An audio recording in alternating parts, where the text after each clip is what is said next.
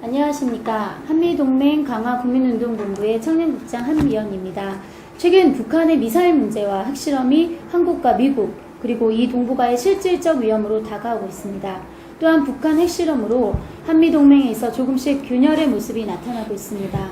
이런 상황에서 한미동맹 강화국민운동본부는 현 남북한의 상황과 미국 간의 상황을 분석해보고 한국 정부의 대북 정책과 대미 정책에 대하여 분석해보고자 합니다. 그래서 오늘 이런 문제들을 분석해 주실 한미동맹 강화국민운동본부의 사무총장이시며 오랫동안 북한을 오가면서 실질적 사업을 해오신 김병규 북한화 박사님을 모셨습니다. 안녕하십니까? 안녕하십니까? 네. 김병규 박사님, 네, 감사합니다. 지난 9월 3일 우려했던 일이 발생했는데요. 북한에서 제6차 핵실험이 있었습니다. 이러한 내용이 결국 벌어졌는데요. 그 3일 북한 핵실험에 대해서 먼저 설명을 해주십시오. 지금 북한이 2006년부터 현재까지 9월 3일까지 6차례 핵실험을 해왔습니다. 그런데 이제까지는 핵실험 자체가 그 핵의 소형화, 그 다음에 핵의 어떤 그 고도화를 시키는 그런 쪽에 더 집중했다면, 이번에는 북한이 주장한 대로, 수소탄이라고 지금 주장을 하고 있거든요. 이 부분에 대한 것은 기존의 어떤 핵실험의 5차 실험까지와 전혀 다른 양상을 보이고 있는 그런 상황이 되고, 만약 수소탄 개발을 했다면 기존의 5차 핵실험한 내용보다 훨씬 더 그 고도화되고, 그 핵의 어떤 힘에 있어서, 폭발력에 있어서 훨씬 더 그 상당히 치명적인 그런 어떤 내용이 될 수 있는 겁니다. 현재 그 북한의 핵실험이 6차까지 갔다고 하는 것은 실제로 북한이 ICBM, 우리가 말하는 대륙간 탄도 미사일에 아주 소형화된 어떤 그런 탄두를 실어서 단거리나 아니면 중거리, 장거리 다 이렇게 보낼 수 있는 그런 어떤 기술을 좀 갖추었다는 이런 또 의미가 되기 때문에 이번에 6차 핵실험은 그 어느 때보다 충격적이고, 그 다음에 만약에 이 6차 핵실험으로 증명된 수탄이 만약 사실이라고 한다면 뭐 남한뿐만 아니라 이 동아시아 전체 아니면 이 핵 관련된 여러 가지 어떤 그 이제까지 뉴스를 보다 훨씬 더 충격적인 그런 어떤 상황이 되지 않을까 이렇게 생각이 됩니다. 네, 그렇다면 그 최근 북한 핵실험과 이 미사일 실험에 대한 뉴스가 지금 뭐 전 세계적으로 이슈가 되고 있는 가장 중요한 문제이긴 한데요. 그렇다면 북한 미사일 실험과 그 핵실험 간에 그 우리가 국제 정세에 있어서 그 어떤 관계가 있을까요? 이제 우리가 먼저 북한 그 미사일과 핵실험에 대한 어떤 그런 어떤 내용을 먼저 좀 파악을 해야 되는데, 북한이 이번에 단거리 3발 발사하고는 중장거리, 그 다음에 장거리 ICBM, 우리가 말하는 대륙간 탄도 미사일을 다 시험하는 입장이 됐는데요. 아까 앞에 설명했었지만 북한의 미사일 실험은 뭐냐면 좀 더 거리를 길게 날도록 만드는 것이 주 핵심입니다. 그 다음에 핵실험은 뭐냐면 그 핵의 어떤 그 탄두에 실을 핵의 어떤 용량을 좀 더 작게 만들어서 멀리 가도록 만드는 그런 내용이 있거든요. 결국 뭐냐면 북한이 그 ICBM과 그 다음에 핵탄두를 소형화시켰다고 한다면 어느 지역, 어느 장소에도 공격할 수 있는 그런 능력이 생긴다고 그럴까요? 그런 능력이 생기니까 북한의 핵 자체가 상당히 다양화됐다. 그리고 상당히 이것은 뭐냐면 북한의 어떤 핵 문제를 국제사회에 더 풀기 어렵게 만들었다. 이렇게 규정을 지을 수가 있을 것 같습니다.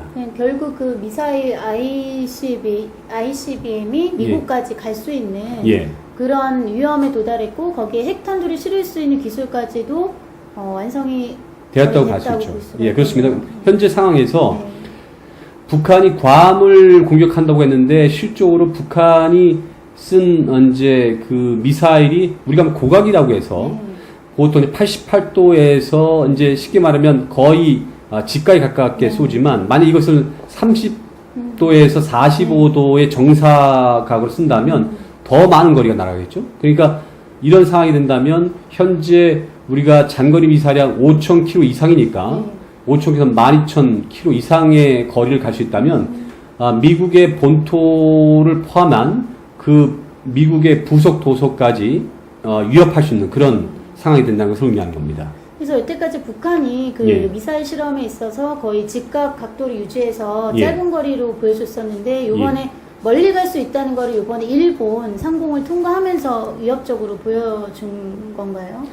현재 이번에 6차 핵실험은 사실 뭐냐면 이제 핵실험이 이제 핵심이었습니다. 네네. 예, 그게 뭐냐면 미사일 실험은 이번에 이제 여러 번 그 전에 했고요. 네. 미사일 실험은 이미 미국의 본토까지는 갈 수 있는 용량이 이미 되지 않았느냐. 다만 뭐냐면 이번 핵실험은 용량의 문제입니다. 그러니까 뭐냐면 핵폭탄이라고 하는 것 자체가 우리가 말한 뭐 이제 많은 학자들 이야기를 히로시마에 터진 그 핵폭탄보다 거의 뭐 100배 내지는 네. 그런 어떤 용량을 갖고 있다라고 할 정도로 굉장히 위협적이라는 얘기죠. 네. 그때 그런 부분에 대한 실험이었습니다. 예, 예. 그렇다면 이러한 위험 속에서 예. 이 현재 문재인 정부는 계속 북한과의 대화를 제기하고 있는데요. 예. 이 대화 제의에 대해서 북한은 어떤 입장을 가질 수 있을까요? 현재 문재인 정부가 오늘 이제 그 문재인 대통령이 러시아를 방문했죠. 네. 방문했는데 뭐 오늘부터 약간의 이제 문재인 그 정부에서 나오는 북한 대화 제의가 많이 줄었어요. 왜냐하면 네. 6차 핵실험을 말미암아서 지금 현재 그 이전보다 훨씬 더 그 위협의 상황이 더 높아졌기 때문에 네. 현재까지 어떤 엄중한 상황에서 얘기했던 대화 제의가 상당히 줄어들고 네. 문재인 정부도 서서히 강력한 압박, 제재를 지금 들고 나오고 있는 그런 상황이 되고 있습니다. 하지만 문제는 뭐냐면 이제까지 북한과 대화제를 계속하는 입장에서 몇 가지 문제가 생겼습니다. 뭐냐면 북미 간에는 여러 가지 지금 현재 뭐 말폭탄을 터뜨리고 서로 간에 어떤 미사를 쏘겠다 이렇게 하고 있지만 그래도 보이지 않는 어떤 그런 규칙이 흐르고 어떤 대화의 가능성이 있었지만 한국은 미국과 동맹 관계인 상황에서 미국의 트럼프 정부와 한국의 문재인 정부가 사실 뭐냐면 대북 제재에 있어서 통일된 의견을 갖지 못했다는 거죠. 네. 이걸 말미암아서 현재 미국이 한국에 대한 어떤 문재인 정부에 대한 어떤 그 한미 동맹의 어떤 그런 내용을 의심하고 있지 않은가. 그리고 그런 부분에서 여러 가지 지금 현재 미국과 어떤 한국과의 대북 제재에 대한 부분이 의견이 차이가 많이 났기 때문에 이 한미 간의 어떤 그 동맹 균열이 나지 않을까라고 하는 많은 그런 고민들이 있습니다. 이런 부분에 있어서 많은 우려가 있고 또 하나 뭐냐면 현재 북한이 이전하고 다르다는 겁니다, 상황이. 예를 들면 이전에 북한은 핵을 개발하고 있는 입장이었습니다. 근데 지금 현재의 북한은 뭐냐면 핵을 보유한 입장이 됐고요. 그 다음에 핵을 상당히 고도화시켰기 때문에 북한이 이전처럼 남한과 대화를 요구한다고 해서 대화를 쉽게 응할 수 있는 그런 상황은 아닙니다. 거의 오히려 뭐 한국을 지금 뭐 제외하고 그렇습니다. 미국과 딜을 하려는 지금 그렇습니다. 이게 뭐냐면 현재 북한의 입장에서 볼 때는 굳이 남한하고 대화를 해서 대화 제의를 받을 필요가 없고 그다음에 이미 자기들 상황이 미국과 동등한 입장에 생각하거든요. 그렇기 때문에 군사적 정치적으로 미국과 대항하지 미국과 대화하지 남한하고 대화해서 얻을 것이 없다고 보는 거기 때문에 문재인 정부의 대화 제의가 사실 뭐냐면 남한의 코리아 패싱을 좀 더 자극한 촉진하는 맞습니다. 그런 요인이 될 수 있다고 보는 것이죠. 그러니까 초기부터 이 사드 문제로 인해서 미국과 마찰이 이루어져 왔는데 결국 미국이 최후 통첩을 했잖아요. 8월 맞습니다. 30일까지 배치를 하라. 맞습니다. 결국 저희도 그거에 대해서 확정한 답을 내놓지 않고 있다가 지금 6차 핵실험이 이렇게 발발하자 지금 정부에서는 어떻게든 환경 영향 평가를 끝냈다. 배치하겠다 이렇게 또 결국 발표를 마지못해 한 것 같습니다. 맞아요. 네. 그래서 그 현재 상황에서 뭐냐면 사드 배치를 미국이 강력하게 요구할 때 한국 정부는 계속 이제 북한의 눈치를 본 거죠. 북한의 눈치와 이제 중국의 눈치를 보면서 실적으로 문재인 정부가 그 결정을 단호하게 내리지 못했습니다. 이것이 뭐냐면 첫 번째 어떤 한미 간의 어떤 동맹의 균열을 만드는 요인이 된 겁니다. 그 다음에 이제 현재 그러니까 아까 말씀하신 대로 북한이 지금 6차 핵실험을 하면서 뭐냐면 그 위급성이 좀 더 강화되면서 문재인 정부가 갑자기 이제 그 태도를 바꾸기 시작했습니다. 그래서 뭐냐면 사드 배치에 대한 어떤 내용을 또 바꾸고, 그 다음에 이제 제재와 압박 속에서 대화제의를 끌어다 대화제의를 이제 끌어당기는 대화제의가 언제 대화제의를 하지 않는 걸로 아마 그런 정책 방향으로 나가는 것 같습니다. 하지만 현재까지 벌어진 한미 간의 어떤 여러 가지 그 일치되지 않은 의견이 앞으로 문재인 정부가 여러 가지 대북 제재나 아니면 대북 정책을 상당히 어려움을 만들 수 있고 또 한미 간에 상당히 어려움을 만들 수 있는 그런 어떤 내용들이 됐지 않을까 이렇게 생각이 됩니다. 네, 그런 입장에서 지금 문재인 정부가 부랴부랴 지금 북한의 레드라인을 주장하고 있습니다. 그래서 문재인 정부가 주장한 레드라인과 현 북한 6차 핵실험과의 어떤 관계가 있다고 보십니까? 아까 말씀드렸죠. 북한의 이제 문재인 정부가 얘기하는 레드라인이라고 하는 것은 장거리 미사일 ICBM에 이제 아주 소형화된 핵탄두를 없는 것이거든요. 이것을 이제 얹었을 때 이건 문재인 정부는 이것을 레드라인으로 본다고 했습니다. 근데 뭐냐면 그런 정도까지 갔다면 이미 뭐냐면 북한이 핵을 보유하고 그다음에 완성된 어떤 핵무기를 만들었기 때문에 남한의 입지는 더욱 줄어들게 되는 거죠. 그렇죠? 문재인 정부 입지는 더욱 줄어들게 되고 대화의 가능성 좀 더 줄어들게 됩니다. 그러니까 이런 상황 속에서 레드라인까지 기다린다고 하는 것은 내가 볼 때는 이 문재인 정부가 상당히 문재인 정부 주변에 있는 그 강요들이 사실은 현재 대북 상황을 보면서 제대로 지금 현재 대통령에게 그런 얘기를 제대로 해주고 있는지 의심이 가는 부분입니다. 더군다나 뭐냐면 북한의 육체 핵실험은 이미 레드라인을 넘어서 한참 넘은 겁니다.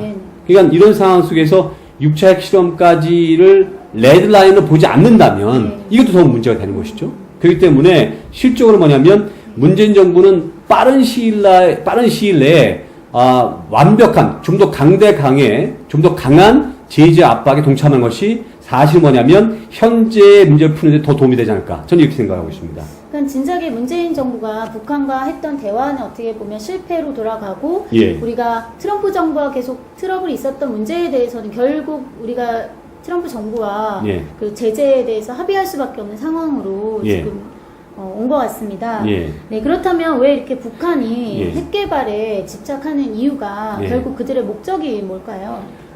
북한이 이제 핵 개발을 집착하는 이유는 이제 사실 저 시기보다 바뀌었다고 생각합니다. 사실 뭐냐면 북한이라는 나라는 한국 전쟁 당시에 미국의 엄청난 이제 미사일 공격을 받았고요. 그래서 이제 엄청난 폭탄으로 해서 거의 이 평양 전체가 쑥대밭이 되고 초토화됐던 상황이 있었습니다. 그게 뭐냐면 북한은 미국에 대해 상당한 트라우마가 있습니다. 어떤 전쟁의 두려움, 또 미국이라고 하는 세계 초강대국이 어떤 그 북한의 어떤 그 권력을 위협하는 그런 상황에서 항상 불안해하게 살아왔습니다. 그래서 초기의 핵 개발은 사실은 좀 어떤 자의적 차원, 북한을 어떤 강대국에서 보호하기 위해서 그렇게 이제 핵 개발을 진행했다고 볼 수 있는데, 하지만 현재의 상황은 뭐냐면 북한이 이제 핵을 점점 개발하면서 최고의 단계에 이르면서 이전에는 뭐냐면 북한이 3대 이제 우리가 폐쇄 국가 아닙니까?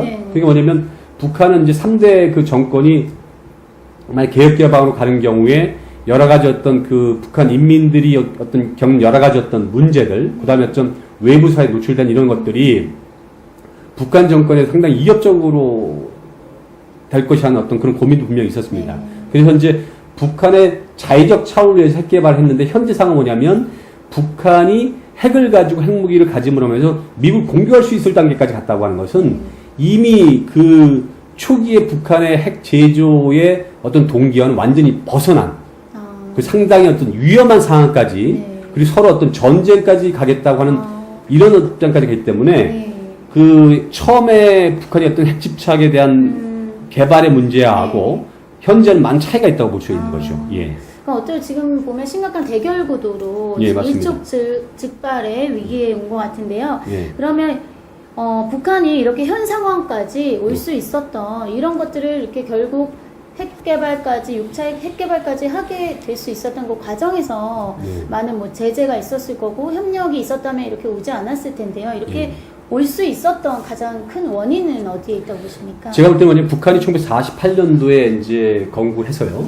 그리고 현재까지 와서 북한의 핵 개발이 본격적으로 이루어진 것은 1990년대입니다. 근데 90년대부터 2018, 27년 현재까지 북한이 핵을 고도화시킨 이 시점에서 본다면 현재 국제사회와 미국을 중심으로 한 국제사회, 그 다음에 남한의 대북 정책은 모두 실패한 정책입니다.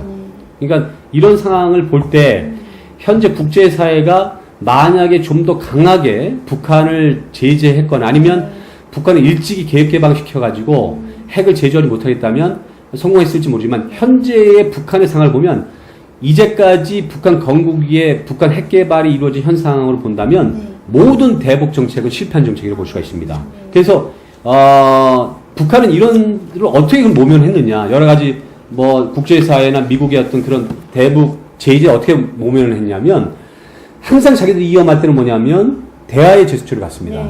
대화를 하자 그러고 서로 만나자 그러고 그다음에 이제 대화 제스처를 가고 그다음에 이제 더욱 위험한 상황에는 벼랑 끝 전술을 갑니다. 벼랑 끝 전술이라고 하는 것은 자기들이 이제 그 마지막 단계까지 가서 최종의 단계까지 가서 결국 이제 대화의 어떤 패턴을 내놓는 그래서 벼락 끝 전술이 북한을 이렇게 이제 현재의 상황까지 만들어주는 그리고 미국을 비롯한 국제사회는 또 북한의 그런 대북 그러니까 대외 정책에 사실은 뭐 좀 속되게 말하면 속은 상황이 되는 거죠. 그래서 이런 부분이 상당히 이제 우려스러운 부분이 아닐까 이렇게 생각하고 있습니다.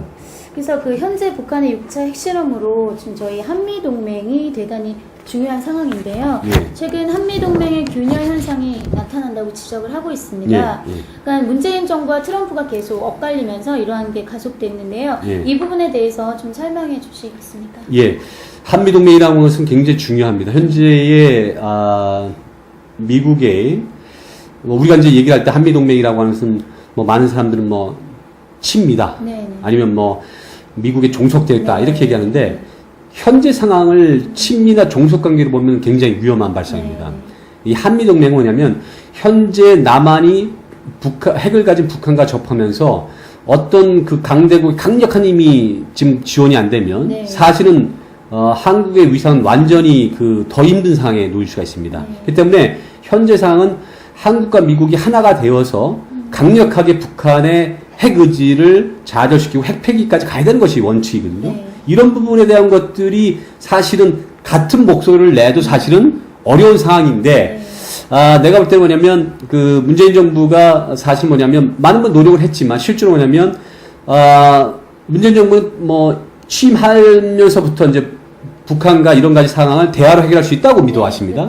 근데 왜냐면 트럼프 정부는 취임하는 순간부터 북한에 강력한 제재를 취하겠다라고 하는 의도를 갖고 있었습니다. 근데 그리고 뭐 이미 이제 정상간 회담을 했지만 실제로 뭐냐면 미국에서는 뭐냐면 강력한 제재와 압박을 유지하길 원했지만 문재인 정부는 지속적으로 또 대화를 해야 된다 원하는 입장이 됐기 때문에 이 부분에서 계속해서 균열이 생기기 시작한 겁니다. 그 다음에 이제 사드 문제도 마찬가지입니다. 사드 문제도 마찬가지로 미국이 그 어떤 미국 전력 자산으로 해서 한국과 미군을 보호하기에 설치하는 그 사드 배치에 대해서 바로 결정하지 못하고 이제 상당히 망설였던. 그렇죠. 신뢰의 금이 가버렸죠. 그렇습니다. 이제 그런 여러 가지 상황이 한미가 상당히 어떤 그런 균열을 만들 수 있는 동기를 만드는 겁니다. 그리고 현재 한국이 그렇다면은 중국의 눈치를 봐야 되고 또 뭐 러시아의 눈치도 봐야 되고 미국의 눈치도 봐야 되는데 이런 때일수록 위기가 지금 이제 지금 뭐 극에 도달했기 때문에 그래도 뭐 중국이나 러시아보다는 미국과 같은 어떤 입장에서 같은 어떤 그 의견을 가지고 나가는 것이 굉장히 중요한데 그렇지 않을 경우에 추후에 만약에 문재인 정부가 예를 들면 뭐 사드 배치에 대해서 다시 재고한다든가 아니면 다시 대화 제의를 뭐 강력하게 또 트럼프 정부에게 설득한다든가 이렇게 된다면 아마 더욱더 한미동맹 균열이 갈 확률이 높습니다. 이런 분 굉장히 조심해야 할 분이라고 생각이 됩니다. 그러니까 지금 문재인 정부가 추진해온 이런 대북 정책의 문제점이 한두 가지가 아닌 것들이 지금 보이고 있는데요. 그렇다면 그 다른 방향에서 현 북한의 6차 핵실험에서 그 중국과 러시아의 입장이 어떤지 굉장히 궁금합니다. 겉으로는 대화를 해야 된다, 전쟁을 원하지 않는다 이렇게 주장을 하고 있지만 정작 미국이 제시하는 대북 제재에 대해서는 전혀 협조하고 있지 않은 상황이거든요. 맞아요. 그래서 어떻게 생각하시는지요? 지금 현재 오늘 유엔 안보리 이사회에서 미 유엔 대사가 강력한 제재를 요구했죠. 이제 상임이사국이 이제 투표를 해서 결정하겠지만 현재까지 중국과 러시아 입장은 이 문제는 미국처럼 강력한 제재로 해결이 안 된다 이런 입장이거든요. 그게 뭐냐면 중국과 러시아는 계속해서 대화를 하지 않거나 북한을 끌어들여야 된다 대화로 이런 입장을 계속 고수하고 있습니다. 그래서 제가 볼 때는 유엔 안보리 이사회에서 사실은 미국의 강력한 제재 압박을 이게 통과될 가능성이 전 적다고 생각합니다. 상당히. 적다고 어려운 상황이 되겠죠. 어렵다. 예, 러시아, 중국이 상임 이사국이니까 네. 아마 상당히 반대가 있을 거라 생각이 되고요. 네. 그다음에 오늘 지금 현재 그 문재인 대통령이 블라디보스톡에서 지금 푸틴 대통령 만나서 대북 문제에 대해서 얘기를 하면서 근데 역시 핵 문제에 대한 이견이 있어요. 그래서 뭐냐면 역시 이제 푸틴 대통령은 대화를 통해서 이끌어내야 된다고 생각하지만 이제 문재인 정부는 이제 대화보다는 이제 그냥 압박으로 나가는 게 좋겠다 이런 입장인데 이견이 지금 발생되기 시작했죠. 그래서 사실 뭐냐면 지금 이제 미국이 추진하고자 하는 것이 뭐냐면 세컨더리 보이콧입니다. 세컨더리 보이콧은 북한과 거래하는 모든 나라나 회사나 아니면 그 개인들을 제재하는 겁니다. 이게 굉장히 강력한 법안이고 또 하나가 뭐냐면 중국이란 나라가 사실은 북한이 존재할 수 있다면 결국은 중국입니다. 중국에서 엄청난 물자가 들어갑니다. 그러니까 뭐냐면 특히 뭐냐면 그 석유를 만약에 북한에 대공하는 석유를 끊어버린다면 북한은 상당한 지금 현재 충격이 될 겁니다. 그리고 그걸 상당히 영향을 미칠 텐데 과연 중국이 이걸 허락할 수 있겠느냐. 예를 들면 현재 북한이 정권적으로 허약하게 될 때 중국의 입장에서 볼 땐 그 북한의 입장을 사실은 미국이 원하는 방향대로 가지 않을 확률이 높기 때문에 사실 이런 부분에 굉장히 다른 입장을 갖고 있습니다. 러시아도 사실 다르지 않지만 물론 중국만큼이나 그렇지는 않겠지만 러시아도 현재 미국과 약간 안 좋은 상황이기 때문에 현재는 러시아도 중국의 입장에 서서 대변하는 입장이 되고 있습니다. 예. 그러면 최근 대한민국의 전략자산과 전술핵 재배치에 대한 내용이 강력하게 정치권과 보수 측에서 요구되고 있습니다. 네, 그렇습니다. 이런 대안에 대해서는 어떻게 생각하십니까? 지금 이제 그 야당이죠. 네. 지금 이제 보수 정권인데 보수 정부에 있던 야당이 사실 뭐냐 우리가 90년대 전까지 뭐냐면 핵을 보유하고 있었습니다. 근데 뭐냐면 노태우 정부의 이제 북방 정책을 통해서 한국에 있는 모든 핵을 이제 미국이 걷어갑니다. 그래서 이제 사실 뭐냐면 당시까지 한국이 핵을 보유하고 있었기 때문에 그 핵을 완전히 그러니까 미국으로 넘겨주는 걸 하고 한국도 북한도 이제 완전 한반도의 비핵화를 선언한 거죠. 근데 이제 현재 상황에서 뭐냐면 북한이 핵을 보유한 상황에서 현재 한국이 그러면 한국이 핵 제재를 못 하더라도 미국이 가졌던 핵을 한국에 다시 재배치시켜야 되지 않는가라고 하는 얘기가 나오는 거죠. 근데 이 부분에 대한 것들은 이제 여러 가지 어떤 한미 간에 어떤 정략적으로 여러 가지 어떤 좀 정치적인 얘기가 풀어져야 될 부분이 가능하기 때문에 하지만 뭐냐면 전략자산이라고 하는 것은 여러 가지 있을 수 있습니다. 왜냐면 핵무기도 될 수 있고 그다음에 그 핵 잠수함도 될 수가 있습니다. 이런 것들은 뭐냐면 북한이 핵의 핵무기를 만약 보유한 상황이 된다면 북한의 핵무기를 제어하는데 굉장히 중요한 어떤 요건이 되는 겁니다. 그래서 이런 부분에 대한 얘기들이 지금 정치권에 솔솔 나오고 있는데 사실은 또 만약에 이제 남한이 스스로 어떤 핵을 제조하는 경우에는 또 문제가 많이 있습니다. 왜냐면 국제사회에서 이 남한이 이미 그 핵을 가지고 간 어떤 정책이 어떤 국제 규율 속에 있기 때문에 함부로 핵을 제조하는 것은 쉽지 않을 거라 생각이 됩니다. 하지만 뭐냐면 미국의 핵 전략 자산을 한국으로 재배치하는 문제는 한번 심각하게 고민해 봐야 되지 않을까 이렇게 생각이 됩니다. 그러면 그거에 대해서 미국 측에서도 고려해 줄 수 있다는 얘기인가요? 오늘 트럼프 대통령이 한국이 미국으로부터 대량의 군사 무기를 수입하는 것에 대해서 허가를 해줬다 이렇게 얘기했거든요.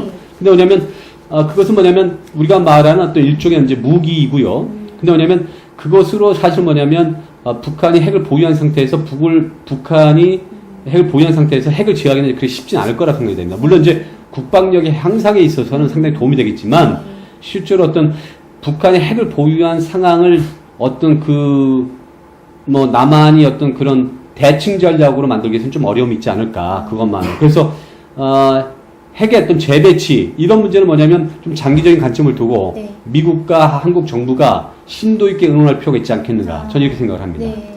네. 그러면 이런 현 상황에서 문재인 정부의 타당한 대북 정책의 방향은 예. 무엇이라고 생각하십니까? 미국의 유명한